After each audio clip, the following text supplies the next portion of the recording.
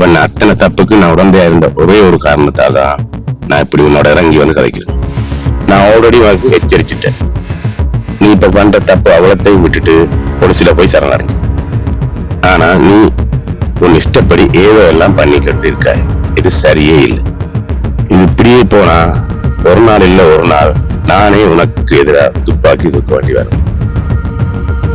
எனக்கு ஜெயிலுக்கு போவதெல்லாம் புதுசு இல்லை. நான் பிறந்ததுல இருந்து இந்த நொடி மட்டும் நான் ஒரு தப்பானவனு தான் இந்த சமுதாயம் எனக்கு உத்தரவுத்தி வச்சிருக்கு. ஆனா நீ அப்படி இல்லை. இந்த சமுதாயமே உன்னை தலையில தூக்கி வச்சு கொண்டாடுற இடத்துல நீ இப்ப இருக்கிற. இப்ப போய் நான் போலீஸ்ல சரணடைஞ்சு எனக்கு பின்னால இருக்கிற உண்மை நான் காட்டி கொடுத்துட்டேன்டா. கொஞ்சம் யோசிச்சுக்க. என்ன மிரட்டரியா? அப்படின்னே வச்சுக்கோமே.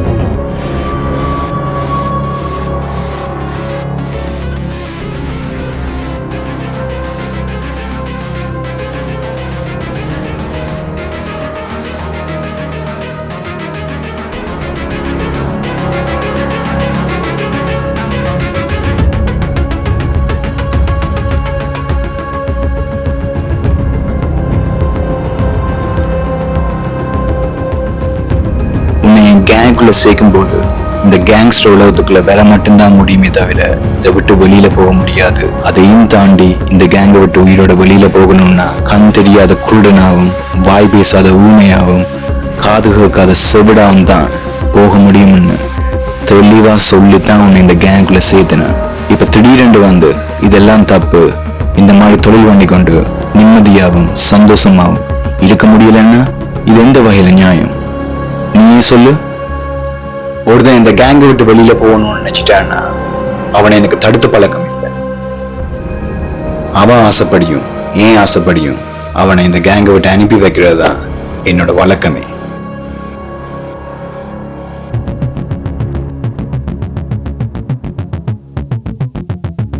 நம்மளோட எதிரிகளை போடுற எண்ணிக்கையும் விட நம்மளோட இந்த கேங்கை விட்டு போகணும்னு நினைக்கிற நம்ம பசங்களை போடுற எண்ணிக்கை தான் இப்ப அதிகரிக்குது இல்ல? உங்க யாருக்காவது இப்படி நினைப்பு இருந்தா அதை இப்பவே குழி தோண்டி புதைச்சிடுங்க. அப்படி இல்லைன்னா உங்களுக்கும் இதுதான் முடிவு. புரிஞ்சதில்ல?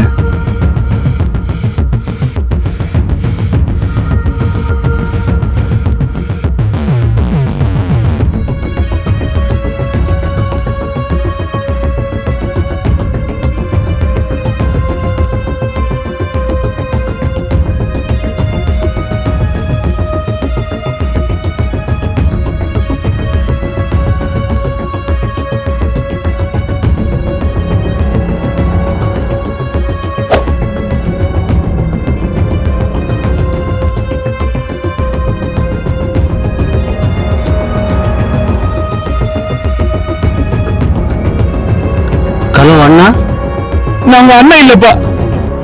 நான் உங்க அண்ணோட வேலை செய்றவர். உங்க அண்ணனை கொண்டுட்டாங்க. கொண்டுட்டாங்களா? யாரு? என்கிட்ட பாஸ் தான். பாஸா? எதுக்கு? உங்க அண்ணன் திரும்பி வாழ ஆசைப்பட்டாரு. அதுக்கு இந்த கேங்கை விட்டு போக பார்த்தாரு. அது இந்த பஸ் பிடிக்கல.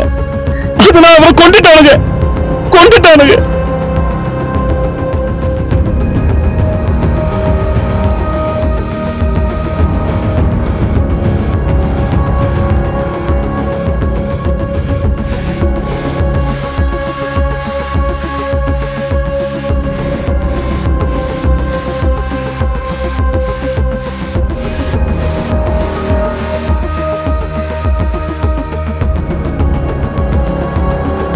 அண்ணன் ஒருத்தன் கொண்டிருக்கான். உனக்கு பழி வாங்க தோணல? ஆமா, நீங்க யாரு? ஐ அம் போலீஸ் ஆபீசர் பிரபா.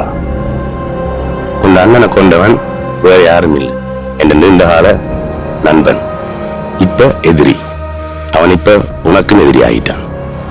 என் அண்ணனோட சாவை பயன்படுத்தி என் மண்டைய கழுவி என் மூலமா உங்களுடைய காரியத்தை நடத்த போறீங்க. உன் உன் அண்ணனை கொண்டவனை பழிவாங்க நல்ல ஒரு சந்தர்ப்பத்தை நான் உருவாக்கிட்டேன். நானும் அவனை ஏதாவது பண்ணணும்னு தான் இவ்வளவு நேரமா ஜோதிச்சு கொண்டு இருந்தேன். கடவுளா பார்த்து உங்களை எங்கிட்ட அனுப்பி வச்சுக்கிறேன். உங்களோட திட்டம் தான் என்ன? நீ உன்னோட அண்ணாவோட சாவை பயன்படுத்தி எப்படியாவது அந்த கேங்ல சேர்ந்த பிறகு நான் சொல்றபடி செய்.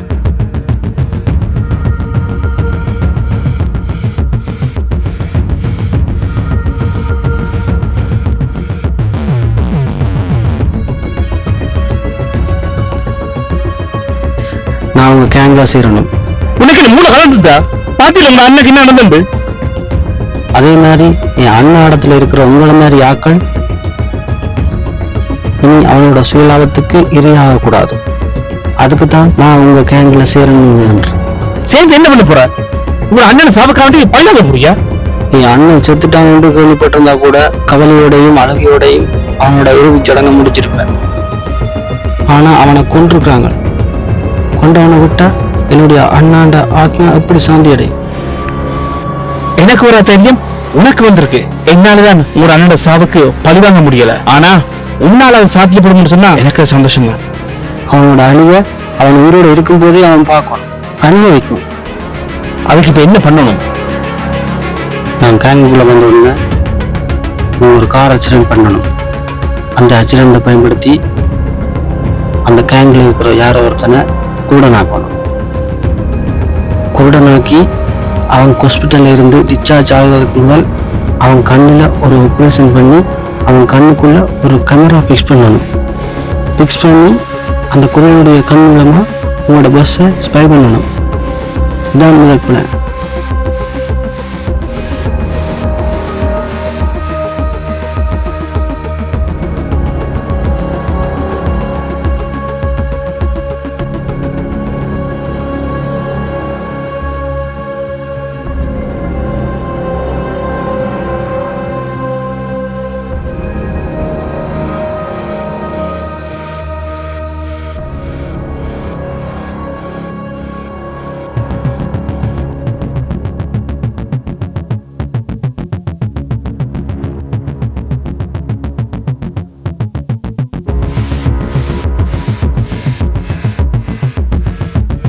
ஓகேடா, பார்த்து பத்திரம். இப்பதான் ஒரு சம்பவம் பண்ணிருக்கிறோம். கொஞ்ச நாளைக்கு அடக்கித்தான் வாசிக்கணும். புரியுதில்ல?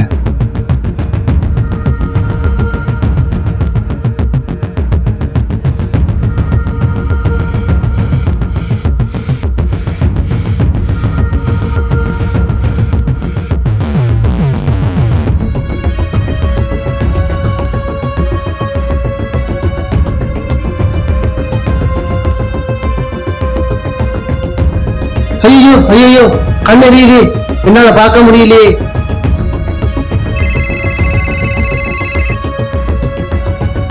சொல்டா. அண்ணா, என்ன ஆக்சிடென்ட் ஆயிடுது? அதுல உன்னோட வந்தவனுக்கு கண் போயிட்டுது, அதுதானே? இதெல்லாம் உங்களுக்கு எப்படி தெரியும்? என்னோட அத்தனை வண்டிக்குள்ளேயும் கேமரா ஊட்டி வச்சிருக்கிறத மறந்துட்டியா? அதன் மூலமா தான் உங்களுடைய ஆக்சிடென்ட் இங்க இருந்து கொண்டே லைவா பார்த்தோம். அண்ணா, நம்ம வண்டிக்குள்ள கேமரா இருக்கிறது மறந்துட்டேன். ஏதோ நடந்து போயிட்டு அவன் ஹாஸ்பிட்டல் டிஸ்சார்ஜ் ஆனதும் என்கிட்ட கூட்டிட்டு வா பாப்போம். அதுக்கப்புறம் என்ன பண்ணலாம்னு யோசிக்கும்.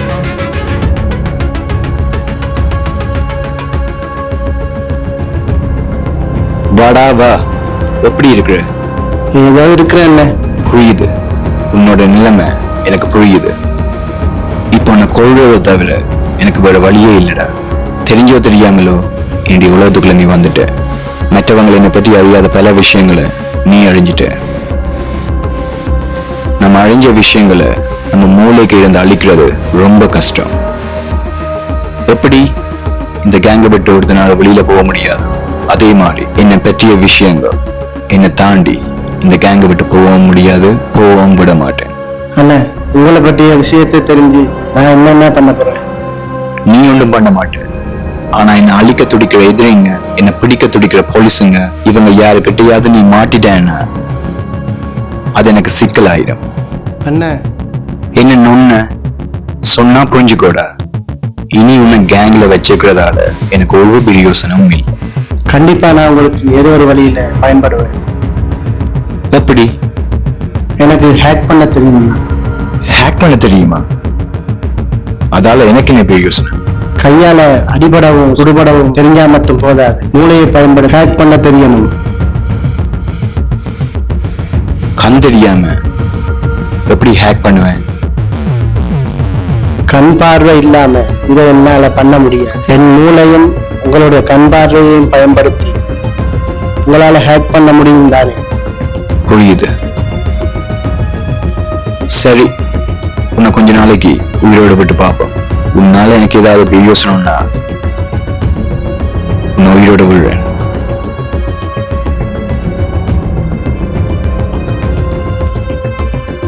என்ன மிரட்டுறியா? அப்படின்னே வச்சுக்கோமே. ஓகே, மீண்டும் சந்திப்போம். நீங்க சொன்னபடியே செஞ்சுட்டேன். இனி என்ன? இப்பதான் நம்ம முதல் கட்ட வேலையை முடிச்சிருக்கோம். டயர்ட் ஆயிருப்போம், கொஞ்சம் பிரேக் எடுக்கும்.